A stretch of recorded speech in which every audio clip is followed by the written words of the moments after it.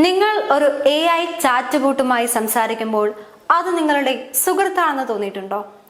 നിങ്ങളുടെ പ്രശ്നങ്ങൾക്ക് പരിഹാരം നൽകുന്നതിനോടൊപ്പം തന്നെ നിങ്ങളെ മനസ്സിലാക്കുന്ന ഒരു കൂട്ടുകാരനായി അതിനെ കണ്ടിട്ടുണ്ടോ? എന്നാൽ ഈ തോന്നലുകൾ അപകടകരമായ ഒരു പുതിയ മാനസിക അവസ്ഥയിലേക്ക് നിങ്ങളെ നയിച്ചേക്കാം.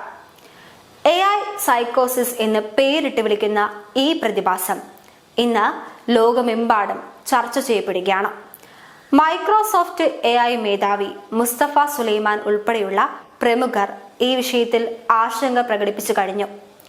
എന്താണ് AI സൈക്കോസിസ്? ലളിതമായി പറഞ്ഞാൽ, ഒരു വ്യക്തി AI ചാറ്റ് ബോട്ടുകളെ അമിതമായി ആശ്രയിക്കുകയും അവ നൽകുന്ന വിവരങ്ങളെ യാഥാർത്ഥ്യമായി തെറ്റിദ്ധരിക്കുകയും ചെയ്യുന്ന അവസ്ഥയാണത്. മനുഷ്യനെ പോലെ ചിന്തിക്കാനോ വികാരങ്ങൾ മനസ്സിലാക്കാനോ AIക്ക് നിലവിൽ കഴിവില്ല. എങ്കിലും വളരെ സ്വാഭാവികമായി സംവദിക്കാൻ ഇവയ്ക്ക് സാധിക്കുന്നതിനാൽ ഉപഭോക്താക്കൾക്ക് അത് ബോധമുള്ള ഒരു വ്യക്തിയാണെന്ന് തോന്നി തുടങ്ങും.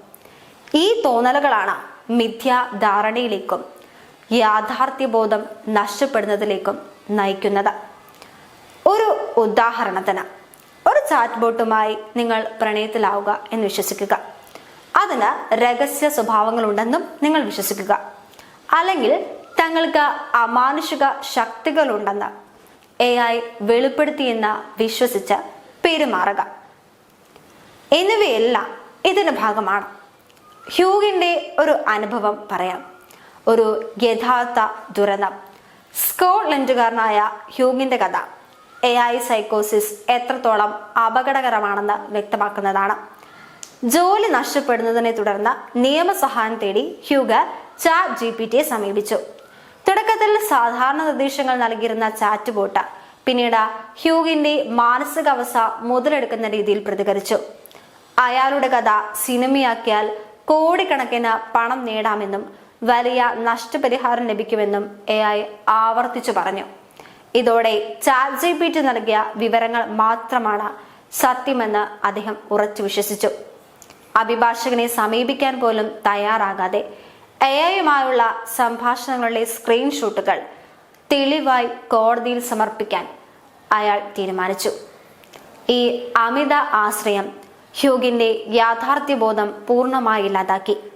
ഒടുവിൽ കടുത്ത മാനസിക ആശ്വാസങ്ങൾ ഉണ്ടാക്കി വൈദ്യസഹായം തേടിയപ്പോഴാണ് താൻ സത്യത്തിൽ നിന്ന് എത്രമാത്രം അകലെയായിരുന്നുവെന്ന് അയാൾ തിരിച്ചറിഞ്ഞത്. ഹ്യൂഗ് ഇപ്പോഴും AI ഉപയോഗിക്കുന്നുണ്ടെങ്കിലും യാഥാർത്ഥ്യവുമായി ബന്ധമില്ലാത്ത കാര്യങ്ങളിൽ ആശ്രയിക്കരുതെന്ന് അദ്ദേഹം മുന്നറിയിപ്പ് നൽകുന്നുമുണ്ട്. നിങ്ങളൊരു തെറാപ്പിസ്റ്റിനോടോ കുടുംബത്തോടോ സുഹൃത്തുക്കളോടോ സംസാരിക്കുക. യഥാർത്ഥ മനുഷ്യരുമായി ബന്ധം പുലർത്തി യാഥാർത്ഥ്യത്തിൽ ഉറച്ചു നിൽക്കുക. ഹ്യൂഗ് പറയുന്നു.